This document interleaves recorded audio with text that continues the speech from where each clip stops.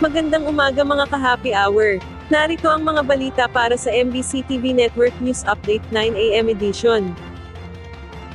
Clearing operation sa Mabuhay Lane patuloy na isasagawa ng MMDA. Patuloy ang ginagawang clearing operation ng Metropolitan Manila Development Authority. Ito ang sinabi ni MMDA Special Operations Group Head Gabriel Go. Sinabi nito na ang paggamit ng Mabuhay Lane ay malaking pakinabang sa lahat ng motorista upang makaiwas sa bigat ng trapiko. Pinaliwanag pa nito ang responsibilidad ng kanilang ahensya ay magpatupad ng mga rules hindi lamang sa darating na holiday season kung hindi sa pang-araw-araw na sitwasyon. Panawagan pa ni MMDA Chief Go na iwasan na aniyang gawing park ang interconnection point o Mabuhay Lane, ito'y upang maiwasan rin ang bigat na alalahanin sa pagmumulta.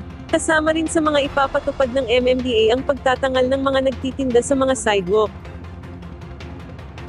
Samantala, Palasyo, nilinaw na walang kinalaman si PBBM sa impeachment complaint versus VP Sara Duterte.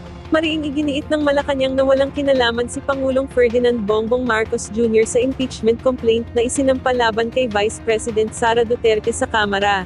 Ayon kay Executive Secretary Lucas Bersamin, malinaw na personal na inisyatibo ng iba't ibang pribadong indibidwal ang paghahain ng reklamo laban sa Vice Presidente, at prerogative naman ng kahit sinong miyembro ng Kamara ang pag-endorso nito. Malinaw rin aniya ang naunang pahayag ng Pangulo na hindi niya susuportahan ang effort na impeach dahil maraming mas importanteng kinakaharap ang bansa kesa rito.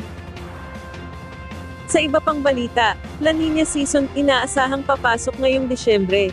Inanunsyo ng Pag-asa na posible nang ideklara ang pagsisimula ng La Nina season sa mga darating na araw. Ayon kay Pag-asa Administrator Nathaniel Servando, maaari na nilang ideklara ang pagsisimula ng short-lived La Nina o La Nina-like condition ngayong linggo, o kaya sa susunod na linggo. At yan ang mga balita para sa MBC TV Network News Update 9 AM edition. Abangan ang mga susunod na balitaan mamaya para sa 10 AM edition.